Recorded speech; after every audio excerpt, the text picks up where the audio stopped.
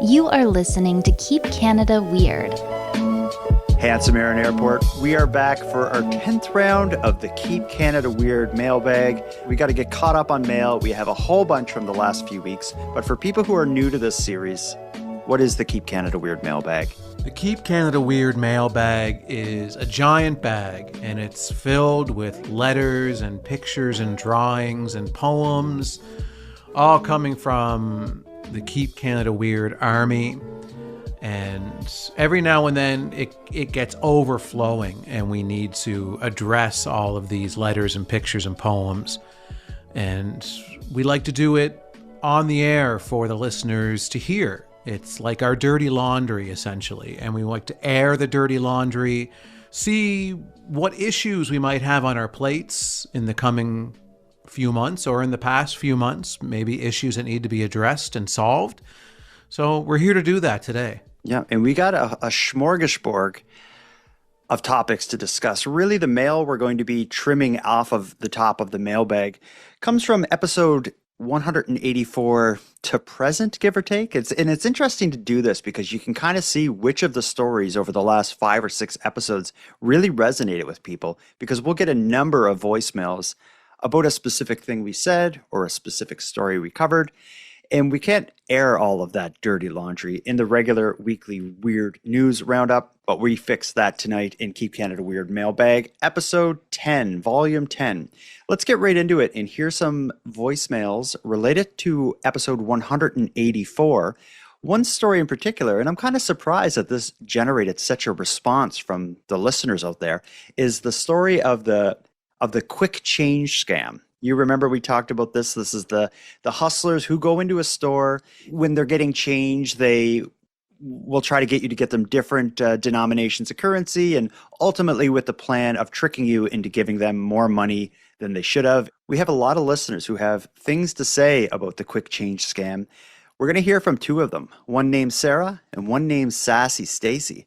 Believe it or not, 2 of our beloved listeners have fallen prey to the quick change scam, and they want to share their stories. Let's hear first from a whistleblower named Sarah. Hey guys, this is Sarah. I just wanted to send a quick note on this quick change scam.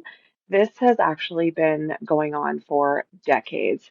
I remember working at Shoppers Drug Mart in Calgary in the early 2000s, and this actually happened to me at the Shoppers Drug Mart.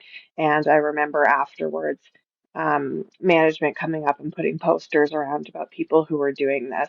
And they would act a little bit not frazzled, but they would be very high energy, like they were in a rush, a little bit scattered. And sometimes they would be paying for something, and other times they'd just be like, hey, can I get change for this 50? Or can I get change for this 100? But, kind of as you were doling out a couple 20s and a 10, they would kind of take it in their hand, and then they would hand maybe part of it back to you and be like, oh, actually, can I get it in 10s instead? That kind of thing. So they did it very quick. They made it very confusing. They were asking for one thing, and then they would change their minds and, oh no, can I have this instead? I was like just graduated high school at the time, so probably was targeted for that reason. Maybe an older person who was a little bit more confident might not have been such a target. But anyways, so the scam's been around for decades. This is not a new thing. Why it's happening now in Manitoba, I don't know. I mean, people don't use cash that much anymore, though, so I'm really kind of surprised that this is actually still a thing. But anyways, just thought I'd let you guys know that this is not new. It's been around for ages. Doesn't surprise me that it's been around for ages, because it actually sounds a bit like an old-fashioned, old-timey scam. So I'm not really surprised. I think what I'm surprised is that, just like she says, is that it's back now in 2025 when most people aren't even using cash. Yeah, no, that's exactly right. It's strange that it's still circulating as an option of a scam or a hustle these days. But I mean, cash registers still have cash, and this is a way, because you're not going to be able to do it with a debit transaction or a credit card transaction. So No, cash is still available in these registers. People can still pay with cash. So if you're deciding as the scammer to enact this particular hustle, then you are going to still be able to do it. So why not still do it? So actually, it doesn't surprise me now that I think about it that it's still going on today. It would only surprise me if, most stores didn't even carry cash anymore. Then that would surprise me. They're not at the point where they're not carrying cash, but I bet you there's a lot less cash in a cash register today in 2025 than there would have been even in like the mid to early 90s. Imagine in the 70s, if you were good at this scam, the amount of money you could get, because people would buy large purchases with cash. Nowadays, I feel like most people who are paying cash are buying small goods, so there's not the need to have a whole bunch of $100 bills and stuff in your cash register. Maybe, but I think, in our country, in Canada, there is an aging population. So I think that a good portion of our population is 65, 70, 75 and older. And they are still using cash just like it was 30, 40 years ago. Yeah, that's a good point. So I do believe that cash registers still are holding just as much cash. And I think an older demographic is still going to be paying for probably most of their transactions in cash. Wow, I wonder. I'd like to know. I would love to see stats. I'm sure banks have that stuff, but it would be really interesting to see how much money is moved from via cash, via debit, via credit card, and via online banking kind of stuff. It would be cool to see numbers. I would be interested in that. We talk about a lot of surveys on this show. We did the saddest province. It would be cool if they just did like, here's how money's moving around Canada, based by province, by age. I'd be interested in that. But anyway, back to the quick change scam. It's not only happening at sacred places like a Shoppers Drug Mart in Calgary, it's also happening in bars. Here's a listener named Sassy Stacy from Dartmouth who fell prey to the quick change scam. It's Sassy Stacy from Dartmouth calling in about the quick change scam. I've done a lot of customer service and I've done it all over the world. And when I was 21, I flew over to the UK and I was working in a bar. And I was behind the bar. It was probably like my second shift over there. And a guy comes in and he gives me like a, I don't know, 10-pound note or something. And then he's like, can I get 2 5s? And he's like, oh, actually, can I get, 2 toonies for this, or whatever they were at the time over there, change for this 5. And then he's like, oh, actually, I've got this other bill here. Can you change this? And then he's like, oh, no, you shorted me this amount. And then like they just keep talking and then working you. That's generally throwing you off your game completely. And from like a 10-pound note, this guy ended up getting like 50 pounds off of me. Ouch. I think doing it at a place like a bar would be actually even easier, because like a bartender, they'd have a lot of cash, a lot of small bills and stuff, and they're also so busy. They're like run off their feet. So if, with the music blasting and whatever else is going on, I feel like that'd be the spot. Someone who is getting away with it, I feel like it'd be easier to do it in a bar to a bartender than it would be at Shoppers Drug Mart to a cashier. Yeah, and what was her name? Sassy Stacy? She goes by Sassy Stacy. Stacy is the one who got us hip to the seniors eating ice cream craze. Oh, okay. And why is Sassy? What's Well, did you not hear it in her voice? There was a lot of sass there. She sounded very pleasant and professional to me. I'm not sure really what's led to her obtaining a badge such as Sassy. Sassy. It's true, and it is self-proclaimed. It's I don't think either of us have given her the moniker Sassy Stacy. She introduced herself to us that way. Yeah. Does that count? Well, I feel like it's being forced on me a little bit, forced to call her Sassy Stacy, but You don't have to. I don't? Okay, well... No, I think it's with nicknames, when you meet a new group of people or you're in a new area, if they ask you your name, you give them your legal name, and then you could say, but my friends call me blah, blah, blah. And this new group of people can choose where they want to go with that. So yeah, I think I was a bit out of line by airing the voicemail and referring to her as Sassy Stacy. I should have said her name is Stacy, but people call her Sassy Stacy. Right. I mean, I'm willing to call her Sassy. Okay. You and I have nicknames on this show that we insist and demand people call us to our face. So I'm open-minded to it, but I would appreciate maybe another voicemail from Sassy Stacy to explain Sassy to us.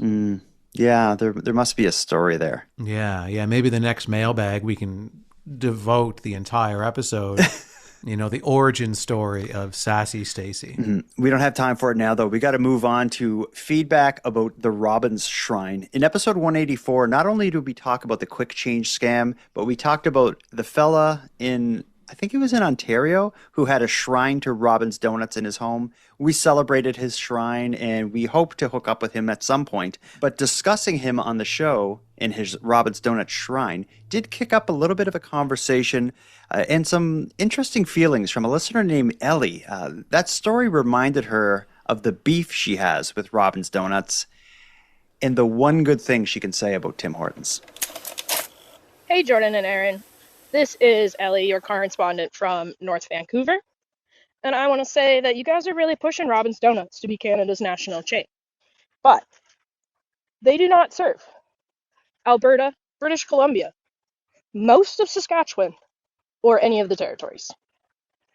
I don't know if you on the East Coast have once again forgotten us out here in the West, but we're also part of Canada, and we do not have access to what you call Canada's national coffee chain. I think that if you guys are going to continue to push Robbins Donuts, I think you should put together a campaign to get more locations so that they can actually be Canada's national coffee chain. They are better than Tim Hortons, but not good enough that you can call them Canada's national coffee chain without being Canada's national coffee chain. And if I will give Tim Hortons any credit, it is that anywhere in rural Canada, you can likely throw a rock and hit a Tim Hortons or something connected to a Tim Hortons. She makes some really good points. And I would agree with her. If I was going to say one good thing about Tim Hortons, it would be the fact that it is everywhere. Well, I would say that's the negative, not the negative, but one of many, many waves of negatives of Tim Hortons is that they are on every corner. And I wish that real estate was best left for other coffee shops. And we're not talking just Robbins. Like there's some mom and pop coffee shops that could occupy those buildings. I would love it if there was fewer Tim Hortons locations, and that would open up the doors to other businesses to be able to lay stake to those areas. But I certainly understand her frustration because if I lived in an area that didn't have Robbins Donuts, I'd be frustrated too. And I'd be upset, and I'd want to call in and make a complaint about it. The work that we're doing on this show, though, is to make awareness of Robbins Donuts to people who don't have them in their areas so that we can hopefully get the snowball going, get the momentum that we need. Get the Robbins egg rolling. Yeah, the Robbins egg rolling here to get more locations, more Robbins locations so that eventually and hopefully they can start overtaking some of these Tim Hortons locations. And people on the other side of the country can enjoy Robbins as much as we do. Because I've got 3 or 4 Robbins locations within spitting distance of me. I'm in a bit of a dead zone. I got about a 20-minute drive to the nearest one. And it's actually worse than Ellie made it sound. They're only in about half of Saskatchewan. They're not in Alberta. They're not in British Columbia. They're not in the territories. They're also not in Quebec. That surprised me. Wow, that surprises me too. I've got a Robbins coffee right now with me as I record. They have their new festive cups, which have these very odd colored Robbins birds in some kind of festive cupcakes. It's a bit of an unusual kind of marketing strategy. I'm not really sure what cupcakes have to do with Robbins Donuts. I don't even think they sell them there. Maybe they're muffins, but they look just like cupcakes. Okay. But either way, that's the charm of Robbins is some of the mishmash of products. And it's a bit of a mystery. But yeah, I think for Ellie and people like her who are trapped in Robbins Donuts dead zones, I would say contact your mayor, contact your councillors, contact the premier of your province, contact the prime minister of your province if you have to. Yeah. And we can see what we can do. I don't know if we can help. Well, we've been helping. We've been lifting a lot of weight here. I don't want to take away from what you and I have been doing. That's a good point. Because now we've sent the message of Robin's Donuts to people all over the world now. That message saying how they wish they could try Robin's Donuts, and you know, it's a lot to bear, but we're fighting the good fight here. Yeah, we've been swinging for years now. But you talked about the amount of Tim Hortons out there and this idea of getting rid of them to make space, or as they would say, the people in the Wicked movie, to hold space for Robin's Donuts and other chains. We have a listener who has a bit of an idea that maybe could tie into all of that. If you recall, in episode 184, we had talked about a movie idea that we had. In that episode, we talked about the fellow with the chain, or somebody with a chainsaw that vandalized some trees in a graveyard. And we were talking about making a movie to give this guy's backstory. You had an idea of introducing the Robin into the movie in some capacity. Mm-hmm. We have a listener named Nathan who has an idea that maybe could take our film to the next level and tie it into the issue you just addressed with the prevalence of Tim Hortons locations in Canada. Here's Nathan's twist on our movie idea. Hey, Jordan and Aaron. This is Nathan from Morden, Manitoba. I just finished listening to your most recent Keep Canada Weird episode. And at the end, when you were talking about your horror movie, that is such a good idea. But I think you should have the big Robin from Robin's Donuts destroying Tim Hortons and dropping huge eggs on them and just messing them all up. I think that'd be really cool. Bye! I don't know where he was sending that voicemail, but it did sound like he was in the shower. I don't know if you heard like just water droplets. Oh, he was 100% in the shower. There's absolutely no ifs, ands, or wet butts about it. We're in no position to judge. But yeah, I like his idea. It would be really cool. If this show became bigger and huge and we had a bunch of money, for one, maybe we could afford to become franchisees, or where we would open our own Robin's Donuts in Western Canada and solve that problem. But it would also be cool if we got big enough that we had the finances and the pull within the entertainment industry to actually get a movie made that incorporated all the kind of storylines that we've talked about. A movie that involves tires, that involves stairs, that has a group of seniors eating ice cream, and it would have Robins flying around dropping giant Robin's eggs on Tim Hortons restaurants. It'd be interesting how the story would tie all that together. But if we had a $25 million budget, people watch it. Yeah, and I think the story is irrelevant, to be honest, now that I think more about, this giant Robin dropping eggs on Tim Hortons. I think that's really, it should just be some kind of a very loose love story that just is an excuse for attractive people to sleep together on screen. And then and it's kind of set maybe in the backdrop of this giant, robin bird that is kind of flying around, and nobody knows if it's peaceful or if it's aggressive or what the situation is with it. Because it takes kind of more of a crack team, like a detective team, that kind of realizes that the eggs that it's dropping are predominantly being dropped on Tim Hortons restaurants. And then they start to connect those loose ends together, and they're like, this is a giant robin that is trying to take down Tim Hortons, and then this is a beautiful couple that are taking showers together. I got an idea, but they're mapping out, like the scientists who are studying this are mapping out which Tim Hortons are getting hit, and they're trying to predict where the robin will strike next. And they find this Tim Hortons, and it's next to this massive arena. And keep in mind, this is our movie, so we can do what we want. And this Tim Hortons next to the massive arena, it's people are worried because there's about to be a huge event there just this coming weekend. There's going to be a Sabrina Carpenter concert. Okay, and hold on. The scientists are saying like there's a ton of people going to be there. If this robin drops the egg at the Tim Hortons next to the Sabrina Carpenter event, it could hurt people, but no one believes the scientist. But you and I have been following this story for a while through the podcast, which will appear in the movie, and it's up to you to save Sabrina Carpenter. Yeah, you've just increased the budget significantly, though. Like, we were pretty much at our limit, I think, budget-wise, with the giant robin dropping massive eggs on Tim Hortons. But now we've got to fit Sabrina Carpenter into the budget too. So, I mean, I'm all I'm just for trying to it. raise the Yeah, no, I stakes. love it. I love the idea. I'm all for it. I didn't originally think that you and I would be starring in the movie, but now that there's going to be Sabrina Carpenter involved, certainly I have a love interest with her in the film. Who's your love interest in the film? Well, I'd have my dog in the film with me. The reason I can't go help Sabrina Carpenter in that whole situation is because I'm looking after my dog. I can't fly because my dog still it can't be left alone.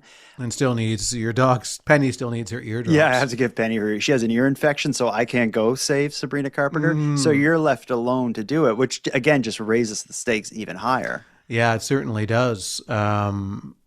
So this could be a musical then too, because if Sabrina Carpenter is involved, then yeah, there could be music. Like there could be a song with you and Penny, and a song with me and Sabrina. The giant Robin has a song. Yeah, I could just think of a bit of a narrative too. Like since a way to tell the story is since I'm home with Penny, I'm watching the news and I'm seeing this whole thing play out, and I'm seeing the story progress from the couch. So I'm on the couch with Penny Hmm. singing about how lonely I am and how worried I am about you and the people at the Sabrina Carpenter concert.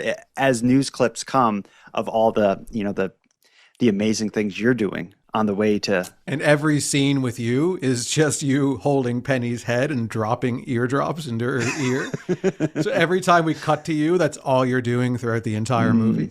I like it. Anyway, we got some big ideas here, and we have a lot of people we got to get at the table to make that movie happen. While we do that, let's take our first break. When we get back, we have another idea for the show. This one doesn't involve a movie, but it's just a bad idea from a listener named James. After this break.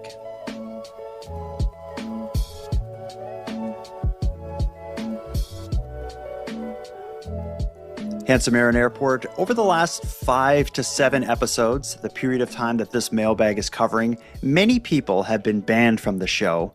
Neither of them were you or I.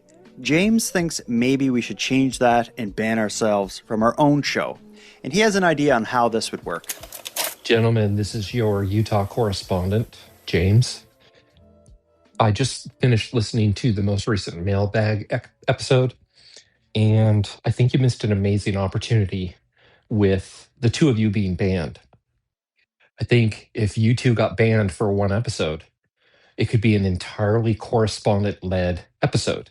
So you could put an assignment out for somebody to do the intro, to introduce the show, and then you could just play different correspondent pieces for the whole podcast, and you would effectively be banned from that episode.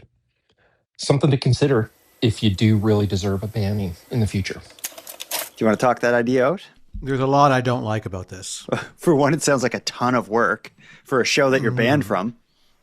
Yeah. It sounds like we wouldn't be banned at all because we'd still have to do all the back end to make Yeah. that episode happen. Sounds like an awful lot of administrative work and scheduling for two guys that are banned. Yeah. Sounds like a really awful idea. I think for that idea, obviously we're going to ban James from voicemails for 3 years. You're out. You're out, buddy. You're out, buddy. And even after year 3, you're going to still have to really beg to get your way back in because you were effectively trying to replace us from the show. Replace us with like a silent, repressed version of ourselves. Yeah. And yeah, I find this alarming. I don't know how this one even snuck through the censors, but it did. And we're addressing it. And yeah, James, never call back. And you can still listen. You can still listen. Bannings are going to come up again in this next duo of voicemails. This is a 2-part voicemail. It comes from a listener named Caroline. She's been banned. She called back wanting to get unbanned. You didn't allow that to happen. She's back again with a sincere and genuine request to be unbanned. But let's listen to her request, but let's not make a decision right away because there's more voicemails from Carolyn. Okay. First, let's hear her request to be unbanned, and then I'm going to present Exhibit A. Here's Carolyn. All right, great. Okay, you knuckleheads. The jig is up. It's Carolyn here. You caught me. I did want to be banned. I did want to try it out, test the waters. But I don't like it. I don't want to be banned anymore. I need my old life back. Um, you know, last time when I called, I was sincere about not wanting to be banned anymore. I really did want to be unbanned. And then you banned me again. Ouch. So, can you please unban me so I can get on with my life? It seems like Amy, my kindred spirit, I guess, down in south of the border, she wants to be banned, so you can continue to ban her. I just don't want to be banned anymore. Okay? All right. Keep Canada weird. Talk to you later. And love you guys. Bye. Okay. So first, let's not make a decision, but did that sound sincere? Do you believe Carolyn, in fact, wants to be back? I'm not going to make a decision, and I'm not even going to comment on what I think she is up to. Okay. So I think I should just hear out exactly what you have laid out. What's the next exhibit? So Carolyn left that voicemail. Shortly after that, I'm not even kidding, she offered to send us pictures of a dead raccoon. I'll play you that voicemail. Hey, Aaron and Jordan. It's Carolyn again. The other day I was looking out the window and there was something on top of the transformer on the power pole. And it turned out to be a raccoon that had zapped itself. And then the hydro company that I called came and removed it. So that was another whole Keep Canada Weird episode. Anyway, yeah, if you want it, I don't know how to send you the photo of it or if you need it. I got the receipts if you need it, all right? Talk later. So just to go back in time here, let's say this has made it to the show. Carolyn asks to be unbanned. We go ahead and unban her. The next week, we would have had to air a request to send us photographs of an electrocuted raccoon. So let's now go back forward in time for you making the decision. Considering that in the same breath that she wants to be unbanned, she also is wondering if we wanted to see these photographs. Does that change anything? Mm-hmm. The thing that I'm taking issue with is that before she's been unbanned, she's already acting as if she is unbanned by sending more voicemails. Mm-hmm. It's a little presumptive. But when you're currently banned and you want to send us something about dead raccoons, you can't. You're banned, right? Mm-hmm. But she went ahead and skipped over the process, the legal process that we have in place with bannings. And asked us if we want to see a dead raccoon. Mm-hmm. So I find that problematic. I find it do I make a decision now, or do we decide now, or what should we do here? Is there more? There were 3 other voicemails she sent, but I wanted to run it by you first before I even played them or listened to them myself. Okay. No, I'm kidding. She didn't send any others. It was just can I be unbanned? Do you want to see photographs of the raccoon that was electrocuted behind my house? First of all, I don't think I'd want to see those photos. Would you, in any world, want to see that? No. And I did read an interesting article about raccoons recently and how they are evolving to be cuter. I saw that. Yeah, interesting. Eh? So they're becoming more domesticated, the more comfortable and closer they're getting with, human beings. Their noses are getting smaller. Different aspects of them are starting to change in an evolutionary point of view. It's that interesting. That is interesting.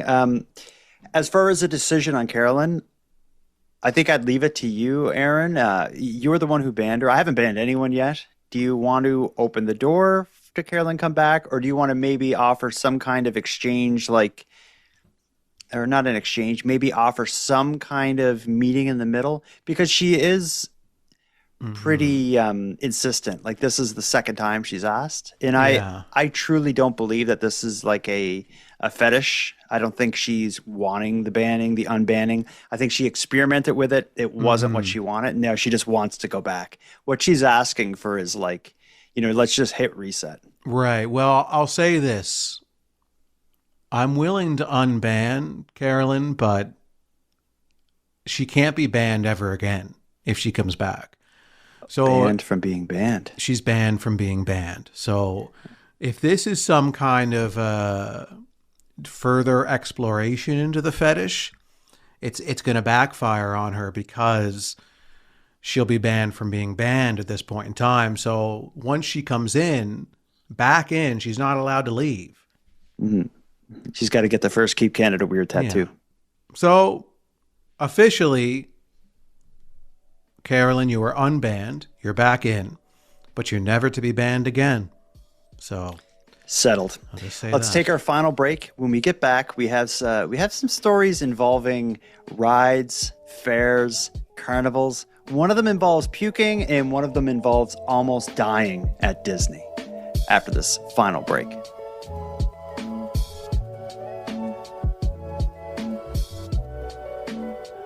Handsome Air and Airport, we put a call out for stories related to puking on rides. Here's what I've learned about puking on rides from the feedback we got.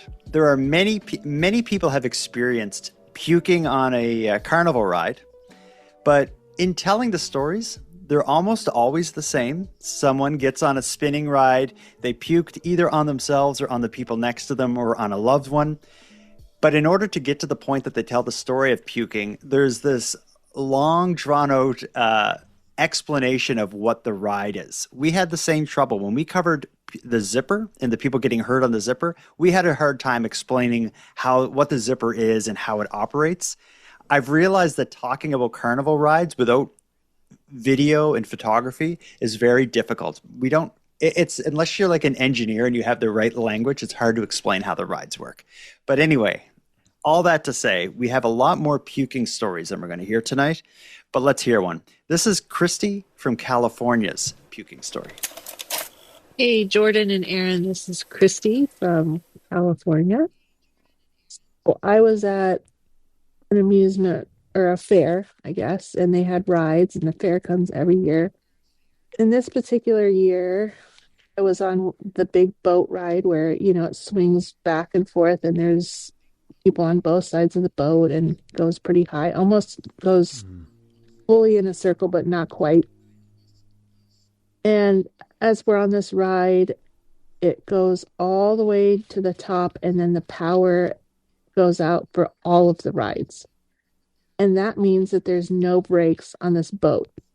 So we are stuck on a boat, rocking back and forth for literally 45 minutes, and it made so many people sick that some of the people started puking, and it was landing on the other side of the boat.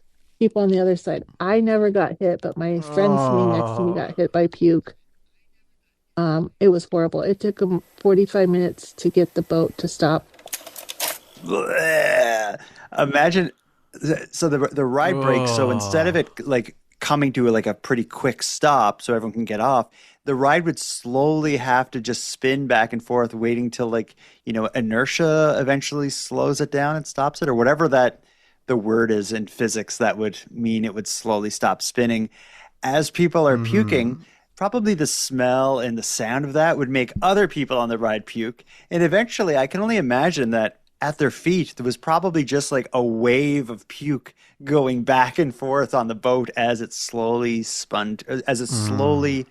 rocked to a stop. And that's disturbing. Yeah, like a Frankenstein of puke just in the middle of the boat, just going from side to side as it swings back and forth. We called that, that was called the pirate ship, that ride, because it would come to our fair that came every year. We called it the circus, but it was actually a fair.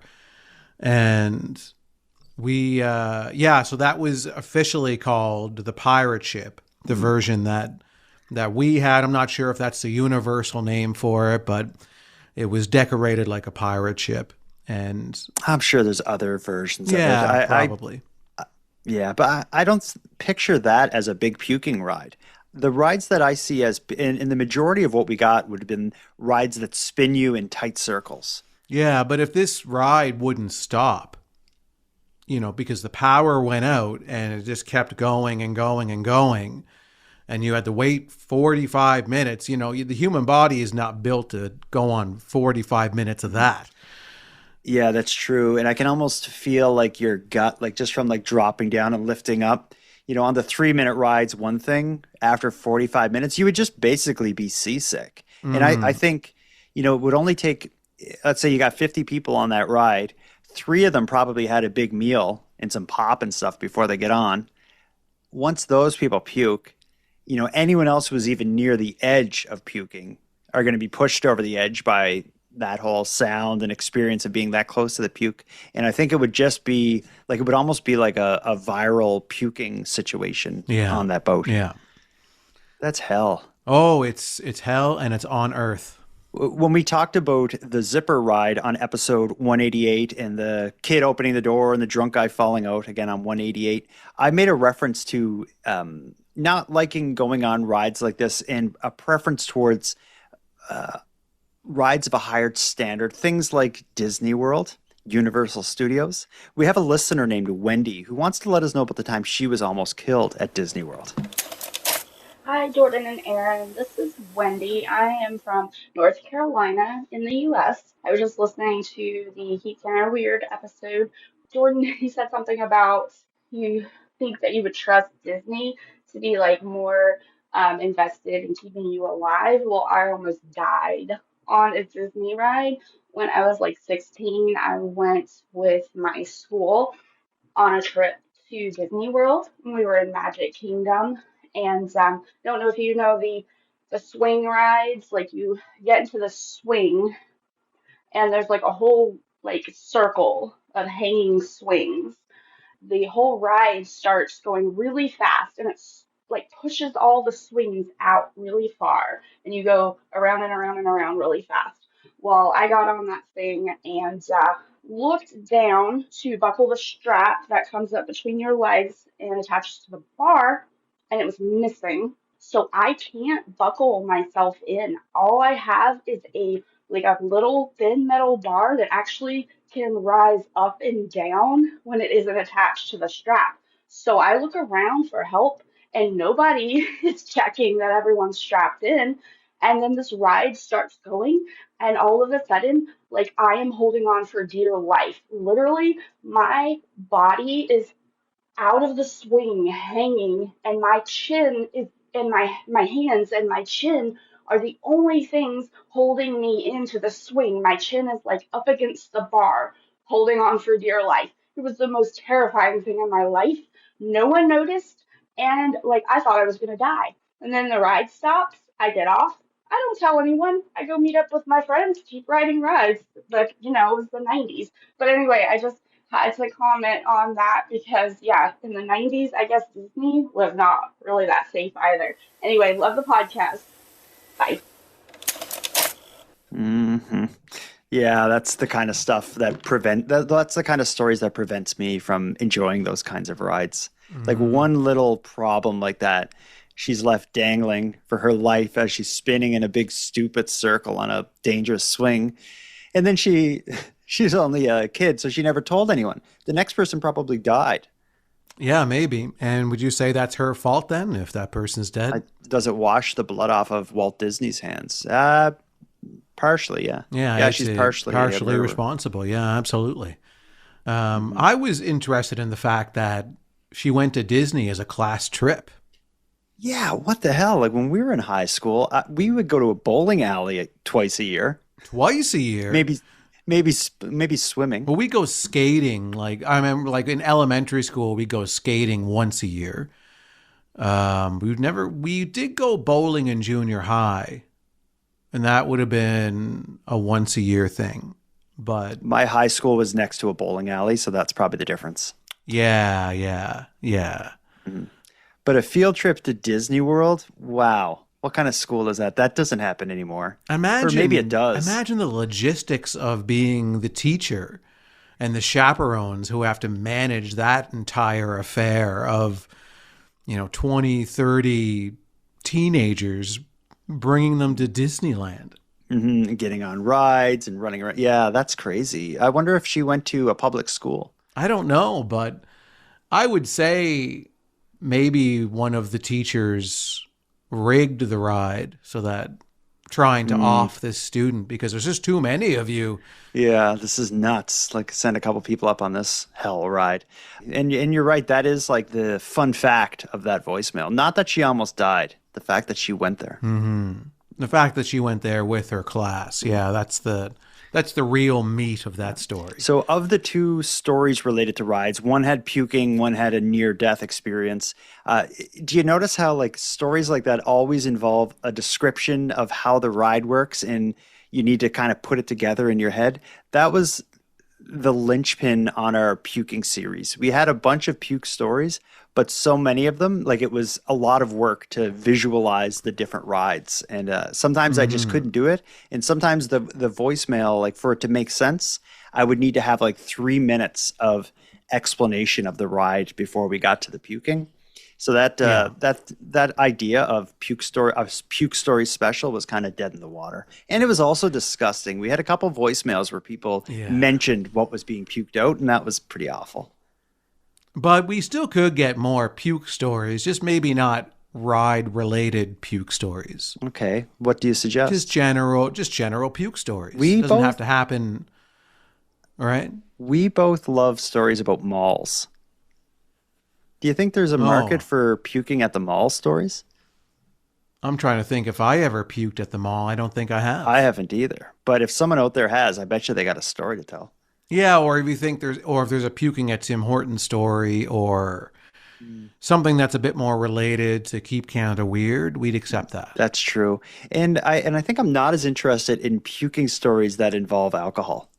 Like, because that's just a bit low. That's fair. Low grapes or whatever the word is for that. Low hanging grapes, yeah. Low hanging fruit, low grapes. You were very specific with your fruit. Low hanging fruit, yeah. So it can't be an alcohol one. Anyway, we got a lot of mail out of the mailbag tonight. The bag is much more manageable now. I have it on my shoulder right now, and I think I can carry it for another 5 or 6 episodes. So I think we can put a bow on this. Yeah, let's do it. Do you want to do any other specials? We're caught up on mailbags for the most part. Christmas is coming. Is there like a Keep Canada Weird Christmas thing we could look at? I think we should prepare a Keep Canada Weird Christmas special. What does that look like, though? Well, I mean, it could be as simple as weird Christmas stories from listeners, or it could be weird Christmas Canadian stories of the past, present, and future in a very Ebenezer Scrooge type scenario. Mm-hmm. There's a lot of ideas. If anyone has any Christmas special ideas for Keep Canada Weird, go to thecanadiangothic.com/contact and let us know in a voicemail. Maybe our Christmas special will be an episode dedicated to Christmas special ideas. That's a good idea, too. I really like that. And then whichever one wins next year, that's what our Christmas special will be. The next year. Yeah, it could be just anything about Christmas. Yeah, okay. It could be a Christmas special idea. It could be a Christmas story. It could be, as long as it's kind of weird and interesting. Okay, yeah, I like it. All right, well, let's pull. So it could be Keep Canada Weird's anything about Christmas. Anything goes Christmas special. Yeah.